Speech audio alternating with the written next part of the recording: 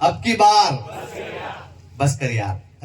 ये सारी चीजें मंदिर मस्जिद हटा करके और चुनाव लड़के दिखाए और 440 पार करके दिखाए। जनता रगड़ा निकाल। धर्म की बात जब आए, धर्म मेरा इंसानी लिखना, जब भी मेरी कहानी लिखना, मुझको हिंदुस्तानी लिखना। सभी साथियों को जोहर सलाम। और लास्ट में प्रदेश अध्यक्ष मुस्लिम मोर्चा बोलने के बाद संचालक महोदय थोड़ा सा रुके, उन्होंने भारत आदिवासी पार्टी नहीं कहा, तो मैं कादिर रतन मुस्लिम मोर्चा का प्रदेश अध्यक्ष बनाया गया और बड़ी जिम्मेदारी से कहीं ना कहीं हमें भारत आदिवासी पार्टी की विचारधारा, एकाग्रता, मोहब्बत, खुलूस और जिस तरह से एक माहौल बनाया, क्रिएट किया जा रहा है, कहीं ना कहीं वोट की जो प्रणाली है। और मैं तो सीधी और साफ बात कहने का आदी हूं कि कहीं ना कहीं ये बीजेपी के जो नेता हैं, जो जिन्हें बोलना भी बराबर नहीं आता, वो बौखला गए, हमेशा उल्टी सीधी बातें करते हैं। हमें उससे कोई फर्क नहीं पड़ता। आपने राजकुमार रोड का जमीनी हवाई जहाज जो चल रहा है, हेलीकॉप्टर तो हमारे पास नहीं है, लेकिन हेलीकॉप्टर से तेज हमारा ऊंट दौड़ रहा है। और मैं एक नारा मेरा भी था, थक गए हम एक नारा सुन सुन करके। आप मेरे साथ एक नारा लगाएं। वो एक हर कोई आया, उसने एक ही बात की, अब की बार 400 पार।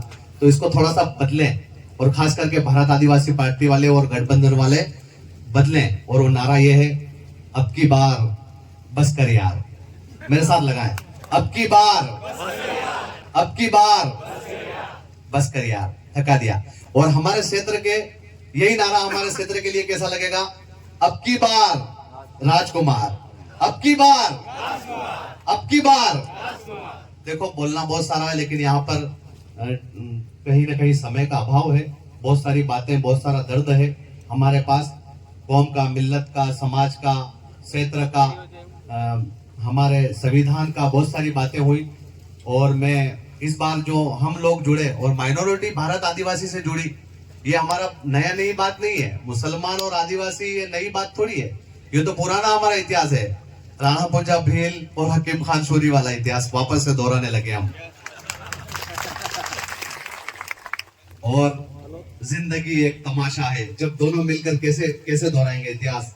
जिंदगी एक तमाशा है और इस तमाशे में खेल हम बनाएंगे, खेल को बिगाड़ेंगे। मतलब जिस तरह से एक मानसिकता, एक विचार जिस तरह से तहस नहस का चल रहा है, कहीं ना कहीं हमेशा धर्म के नाम पर बहुत सारे टिप्पणियां की जा रही है, इस तरह से आदिवासी, मुसलमान। और कहीं ना कहीं कल भी एक बहुत बड़ा खुलासा और बयान एक न्यूज चैनल के माध्यम से किसी ने किया, और हमें बहुत कहीं ना कहीं हमारे पूरे समाज को, मुस्लिम समाज को एक ठेस और आस्था पे दर्द हुआ। जो उनका नाम वगैरह मैं नहीं लेना चाहता हूँ, क्योंकि एक छोटा सा आदमी होता है ना, वो आदमी आड़ी टेढ़ी बात करके हमेशा मार्केट में हीरो बनना चाहता है कि मुझे लोग जाने। तो ऐसे लिच्चड़ों का मैं पाक मंच पे नाम लूं, अच्छी बात नहीं है, लेकिन कहीं ना कहीं गोयरी नाम आया था। गोयरी उन्होंने बहुत सारी बातें इस्लाम के विरुद्ध, मुसलमान के विरुद्ध, आदिवासी और बहन बेटी और इस तरह से ये गोत्र ऐसे नहीं मिलता है और मुसलमान ऐसे करते हैं, बहुत सारी बात उन्होंने कही है। तो वो कहीं ना कहीं मैंने देखा कि वो बीजेपी से है और बीजेपी ने उनको मंच नहीं दिया, तो वो अपना जितना भी जो भड़काव था वो चैनल पे बरस गए। वो चैनल पे, क्योंकि मौका या पार्टी में उनकी कोई वक्त, अहमियत, वकार कुछ नहीं है।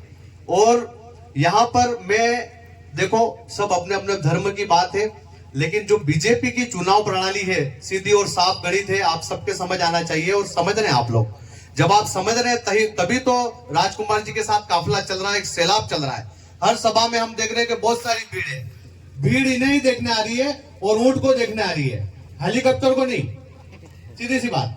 तो उन्होंने हमारे इस्लाम को और बहुत सारी चीजें टारगेट करके बहुत सारी बात की, लेकिन मैं यहाँ पे उनका नाम लेना उचित नहीं समझता, न उन्हें भला बुरा कहना समझता हूँ, न किसी धर्म को, उसकी आस्था को ठेस पहुंचाना। और लास्ट में उन्होंने ये कहा कि गाय है जो मुसलमान इसको काटता है वगैरह वगैरह, ऐसा बिल्कुल नहीं है। वो सिर्फ गो भक्त होने का ढोंग और नाटक करते हैं। रियल में मेरा गांव भुंगड़ा है, वहां आप आओ, तकरीबन हमारे आधे से ज्यादा मुस्लिम भाइयों के वहाँ गाय पाली जाती है, और ओरिजिनल गौ जो भक्त है ना वो तो हम ही है, जो गाय पालते हैं, दूध निकालते हैं, दूध खाते पीते हैं उसका। तो इस तरह की मतलब वो मुसलमान को टारगेट करके चुनाव लड़ा जा रहा है। कभी हमारी दाढ़ी, कभी हमारे सर पे टोपी, कभी हिजाब, कभी पर्दा। इसके अलावा बीजेपी ये सारी चीजें मंदिर मस्जिद हटा करके और चुनाव लड़के दिखाए, और 440 पार करके दिखाए, 40 खाली।